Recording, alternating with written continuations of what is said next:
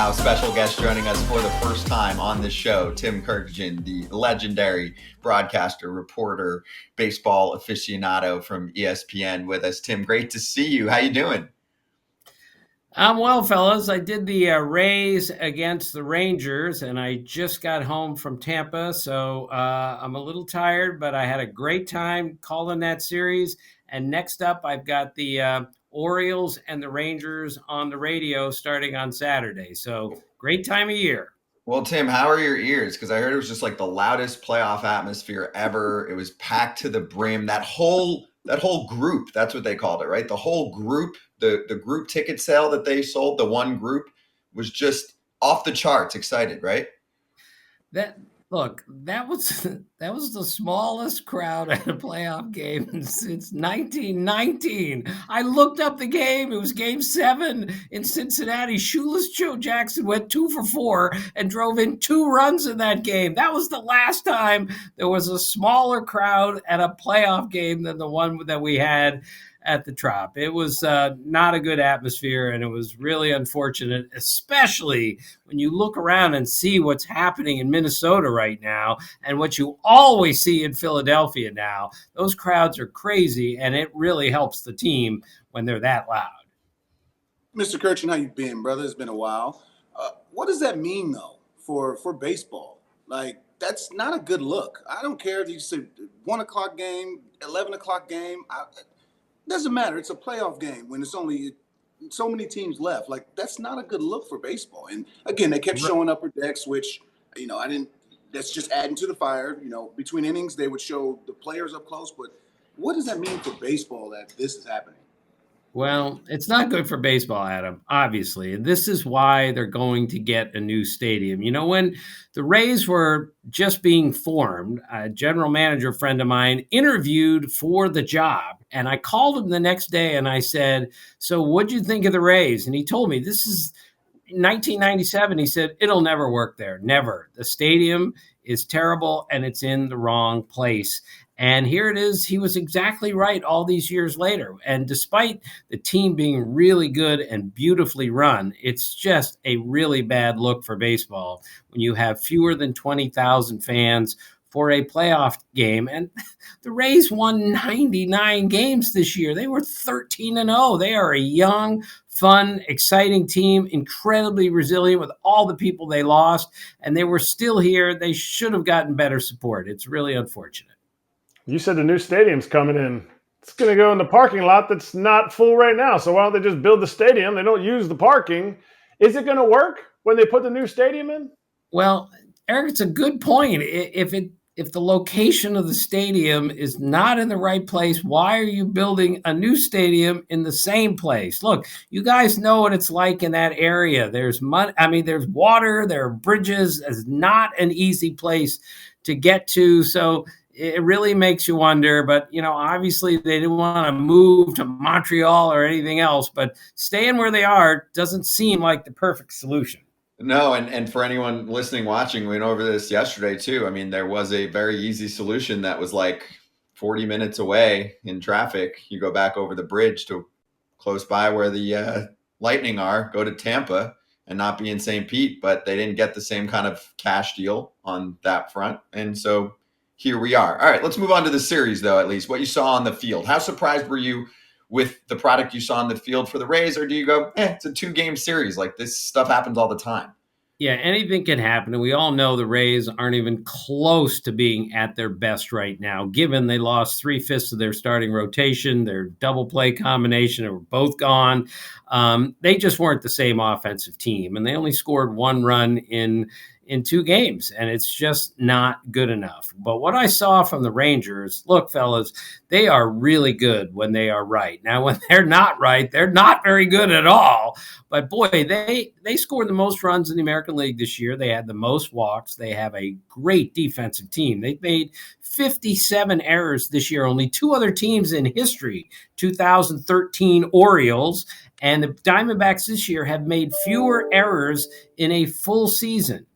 The Rangers made 16 errors the second half of the season. It's amazing how well they catch the ball. So they can really crush it, and they can really catch it.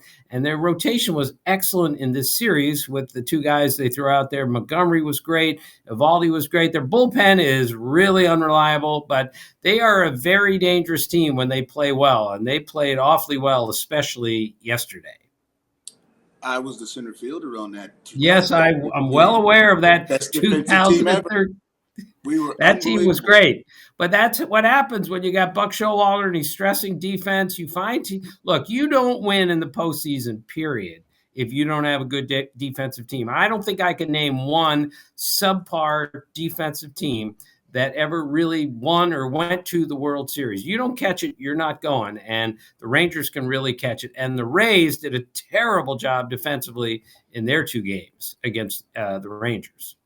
It's the team you most recently saw. Rangers going into it, I think a lot of people were picking the Rays. So I'm not going to say what your pick was before the series, but seeing what the Rangers put out in his last two games, do you feel like they have a shot at making it to the World Series? I think they do. Now, again, they're the streakiest team in baseball. They had like 6 wins in a row, followed by 5 losses, followed by 5 wins, followed by 5 losses. It's impossible to get a read on them. But I'm telling you, it's like Mitch Garver told me. He said, for 3 months, we were the best team on earth. And he said, and then for the next month, we're probably the worst team on earth. That's how streaky they can be. But if they get on a roll with that lineup, look at that lineup, fellas. Josh Young hit 8th yesterday. He had 3 extra base hits. Evan Carter, who is an amazing young player, is hitting 9th for them. They got thunder all the way through the order, and when they swing it well and swing it right, they're the most dangerous team in the American League. And like I said, their defense is great. They just got to figure out how Leclerc and Chapman and Zabours are going to get enough outs late for them to get to and win the World Series. It's iffy there, but the rest of the team is loaded. Who is the most important person in that lineup? You mentioned a lot of guys, but I need you to pick who is the most important person that if you're looking at them at the Orioles saying, we got to stop this guy from doing damage to us. Well, they have about 8 guys who could be named there, but Marcus Semien starts it all. Marcus Semien led the league in runs scored. He led the league in hits. By the way, he didn't make an error in his final 72 games of the season. And you guys know him. He's one of the great workers ever. He's one of the great leaders ever, and they follow his lead. So when he starts a game with a line drive to right center field, and then Corey Seager's up, already the ball is rolling. So I think the Rangers have to look at Marcus Semien and say, whatever we do, we got to keep him off the bases. By the way, he played in all 162 games this year, one of 4 players to do that. And he sets the tone for the whole team. If he's on and he's playing, they're a really, really good offensive team. Let's swing around the rest of those wild card series to get your thoughts. So let's start with, I would say, the most controversial part of the game 2s. John Schneider and, you know what, I'm going to stop doing that. The Blue Jays decide to remove Jose Barrios. You're just so used to saying manager does this, but we know that that was a group decision. So your thoughts on Barrios firing 3 shutout innings, looking fantastic. And then I feel like everybody that was watching together said, well, this is not going to go well. Here comes Kikuchi in a weird spot. They're going to get punished for doing something that is just a little bit too much, overthinking it. Do you agree? Yes, and you're right, Scott. It's an organizational decision. It's not the manager's decision anymore. Fellas, I'm sorry. We have stopped watching the games. We've got everything set up before the game starts, like this is what we're going to do. And yet, if you watch that game, you recognize that Barrios was the best option there. You cannot take him out no matter what the pregame plan was. And, you know, this happened to Blake Snell in the World Series a couple of years ago. He was the best player on the field, but they said, we're taking him out after, 6 innings or whatever it was. It really worries me that we we are figuring out the game based on a set of statistics, video, algorithms and everything else, instead of just watching the game, because that's the most important thing. And it worries me tremendously, because if you'd watched that game yesterday, Barrios would have stayed in. You said in the telecast yesterday, you said the game is bigger, stronger, and faster. Based on what you just said and what you said in the telecast, is the game in a better place right now? Are we watching a better game? Because you love baseball. Yeah, we are watching the best players that we've ever seen. I don't think there's any doubt about that. The pitching is ridiculous. The stuff, Eric, that they throw, they weren't throwing this when you came up, and you're still a very young man. I've never seen stuff like this. I've never seen velocity like this. I've never seen big, strong, fast guys like this before. But to answer your question, I'm sorry, the game is not played better today than it was even in the 80s when I first started covering baseball. We have way too many strikeouts, in part, of course, because the pitching is so overpowering. You guys have to agree the base running is the worst that I have ever seen. It doesn't make any sense. I mean, Vlad Guerrero got picked off yesterday in a key spot. That just can't happen. But our players just overpower the game now with their physical gifts, and they don't play the game all the time the correct way, like Robin Yount, George Brett, Cal Ripken in the 80s. They're bigger, faster, stronger, and better than ever, but they don't play the game the same way. The game is coming back, but I think it was played better 20, 30, 40 years ago. I really do. So, Tim, do you think teams will start to shift how they build rosters? And I think the example in this postseason should be the Arizona Diamondbacks. Now, they actually received more pop in those games than I think they anticipated, because I've heard Mike Hayes, and I talked about this, a day or two ago, multiple times this year, before the season started, during the season, after they clinched, say, we're not going to out-homer teams. Well, they've got some pop in their lineup, but this is a team that's young, built on athleticism. They like to run around the bases. They do a really good job on that front. So, it's almost like if the Diamondbacks go far, and they've already picked up one upset, it's a copycat league. Maybe that starts to take us back to this more exciting, action-oriented brand of the sport. No, Kratz is shaking his head. He's like, nope. Well, first off, it's not just the Diamondbacks. It's the Orioles. It's the Reds. It's a young man's game. Let's get as many athletes out there as we can. Let's put the ball in motion and let's go. And yes, I hope we return to that, but we're still in a home run era. We had a stat yesterday that I think it's last few years, 84% of the teams that out-homer their opponents in a playoff game win the playoff game. It is still a hit the ball out of the ballpark league. And I hope we get away from that, because I think we have too many guys trying to hit home runs as opposed to putting it in play. But this year, maybe the league batting average went up a little bit. Stolen bases went way up. I'd like to see the ball in motion more often. I'd like to see the ball in play, because the strikeout rate is still indescribably high. Do you think that with the Orioles Rangers series, the Dodgers D-back series, those four teams who run the bases really well, have the small ball and do got pop, do you think that you'll see maybe a few bunts in playoffs?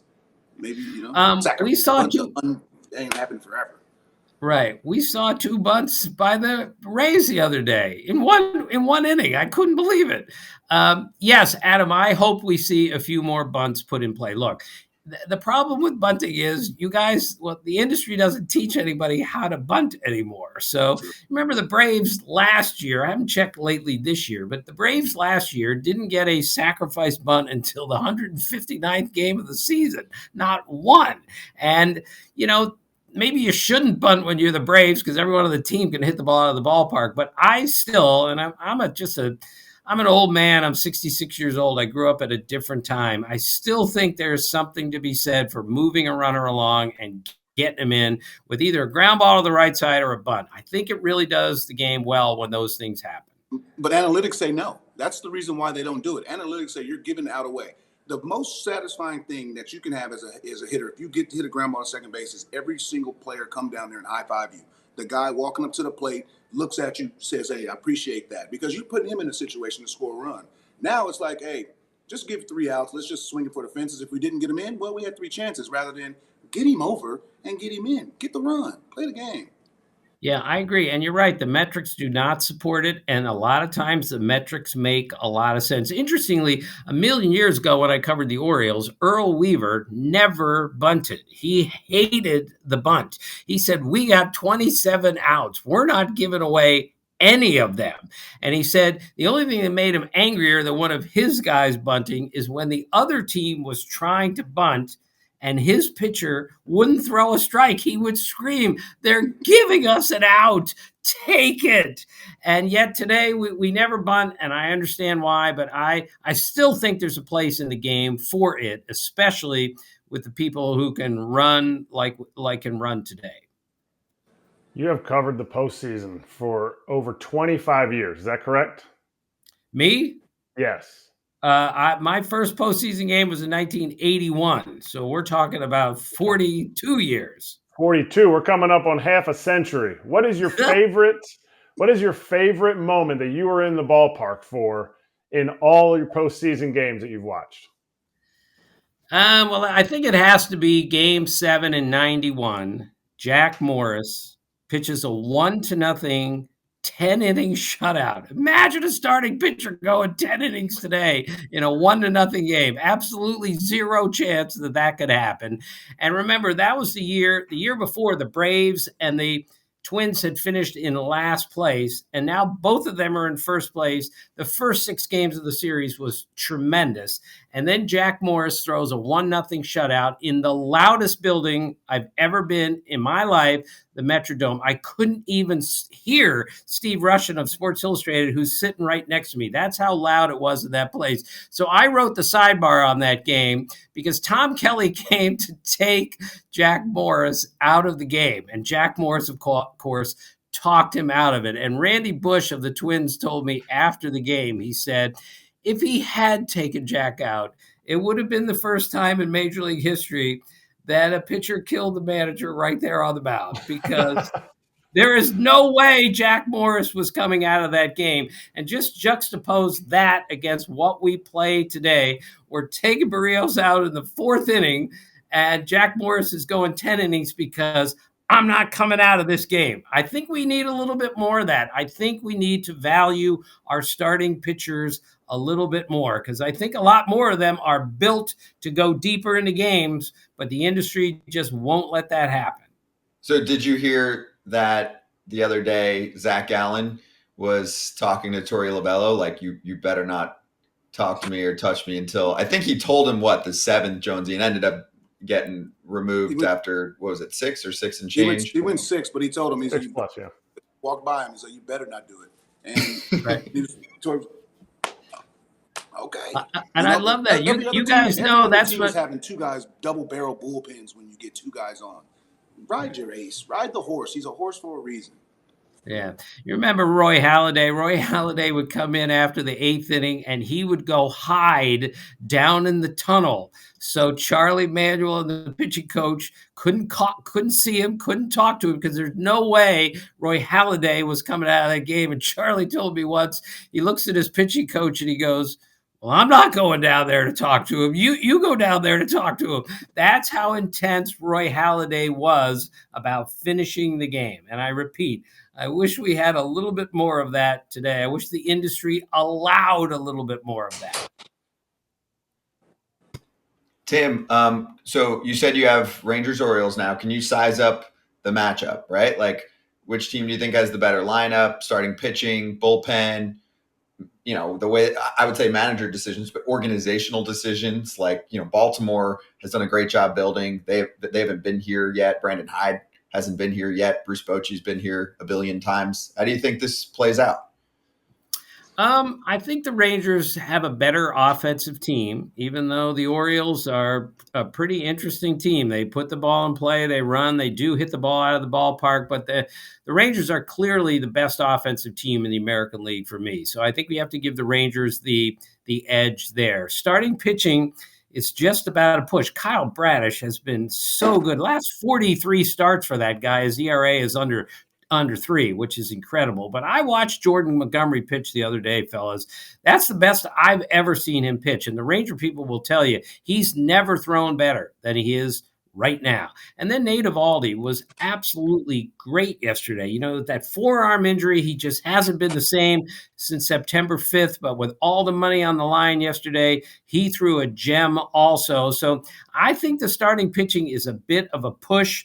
And clearly, well, maybe not clearly, the Oriole bullpen is better than the Rangers bullpen. That Ranger bullpen had a 4.77 ERA and he gave up 85 home runs this year. That's a lot. So I'll give the edge to the Orioles in the bullpen. I think this is pretty much a push series, even though the Orioles won 100 games. Like I said, when the Rangers are playing well, they can beat anybody. I want to talk about Mr. Ohtani. He had his elbow surgery. What do you see for him? I mean, obviously, everybody throw out a number, 500, 600, ownership. What do you see happening for him? Because it's going to have to be interesting language due to he's had multiple injuries. Who do you see him going to? All right, he's really going to get paid, but he's going to lose a bunch of money because he's not a pitcher right now, and he's not going to be a pitcher in 2024, which we all lose with that because we've never seen anybody quite like him. But somebody's going to go out there and give him a ton of money, maybe let's just say 450 million, and then load it up with incentives in case he comes back as a pitcher in 2025. And there's no guarantee he's coming back as a pitcher in 2025. I think he will, but we're not positive of that. This is his second Tommy John. And as for Adam, where he's going to go, of course, that's the big question, and nobody has the right answer here. But it just seems most logical to me that the Dodgers have the best shot at him. To me, the last couple of years, they've been saving money here and there in order to load up to go get Ohtani. He's accomplished virtually everything that you can in the game. He's going to win his second MVP this year. He's the most remarkable player we've ever seen. The one thing he hadn't done yet is win. And he's going to look and say, who gives me the best chance to win long term? I think he's going to pick the Dodgers. To me, at least, we're all guessing, but that makes the most sense at this moment. Tim, I think it's such a unique case because, yeah, you mentioned 450, and I'll put that 500 number at you and say over under. I'm assuming you're going to go under, but I guess the reason why I still go over 500 is because of the uniqueness of the player. I know you're not trying to pay for a $500 million DH only, but the pretty strong likelihood that he will pitch again after next season. And I think top line overall in our league, it is still about making money for these owners. And it is no secret amongst everyone that Shohei Ohtani made the Angels significant cash, way more than any other ball player in the sport could make. You know, rumors are 15. I've even heard behind the scenes $20 million for the Angels just based on sponsored deals that go to the team, not for Shohei Ohtani. Knowing that alone and then putting that factor into the average annual value, don't you think that his contract, if he wants it to be, will go over 500 based on how many teams will be involved? Yeah, I would not be shocked or surprised if he got $500 million. I mean, that's what I thought he'd get 600 at the beginning, and then he got hurt. And I said, all right, he's only going to get 500 million now. He may go a little bit below that, but again, with incentives, if he gets incentives, it's going to be a ridiculous deal. And a bunch of teams are going to be interested because, Scott, you're absolutely right. The revenue that he brings in just being Shohei Ohtani is enormous. I think that's another reason that the Angels hung on to him, because they got him for another 2 months, which means 2 more months of Ohtani revenue. If I bring up the name Junior, who's the first person that comes to mind? Ken Griffey Jr. is the first junior that comes to mind for me. A different Ken. Big part of Ken. Big part of this show, an old rival. Oh, yeah. Sorry. Yeah, when we were on the beat together, Ken Rosenthal, Richard Justice, and I, his nickname was Junior, and here it is all these years later, and I still call him Junior on first reference. It's hilarious. When we covered the team, we were covering the team at the same time that Hakeem Olajuwon and Ralph Sampson were teammates. They had just gotten together with the Rockets, and they were called the Twin Towers. And Junior and I were called the Twin Towers of Baltimore because both of us are under 4 feet tall, and those other guys average about 7 feet tall. So yes, Junior and I were on the beat together for a long time. boy, he was a nightmare to go up against. But I loved him then. I love him now. He's a dear friend of mine. And sorry, Eric, I missed the translation. Ken That's okay. Jr. is on first reference every time. I wanted to get your opinion real quick on something. Do you, for just about Ohtani, with his injury history, do you see him or possibly doing a John Smoltz scenario where, okay, great starter, hurt his elbow, go to the bullpen, become 50-save closer. He's available a lot more often. It's not every 6 day like he does in Japan. You can bring him every single day, or I mean, obviously not available every day, but a lot more often than a starter. So, could he end up at the say 4 or 5 years from now be a closer and still hit? Yes, with his skill set, obviously he can do anything. But I think it's really tricky when you're also a hitter and you're getting into 60 games as a pitcher, as a reliever. I think it's really, really hard. I checked with the Angels people on this, and I gave them that scenario, and one of their guys just said, "No, that's not happening. He's either going to be a starter." I mean, he's just going to be a starter, not a reliever. But I'm with you. I think he could be a great closer. I just don't know how you combine that with him also being a hitter. Yeah, the rules of the sport make that difficult, but who knows? I mean, he's done a lot that we never anticipated at this point. So he's going to dominate the offseason like LeBron years back with his decision. So in the meantime, Tim, enjoy the postseason series you got coming up with the O's and the Rangers. We'll be listening, and thanks for hopping on here. Well, thanks for having me, Eric. Thank you, Adam. Thank you, Scott. I'll talk to you guys soon.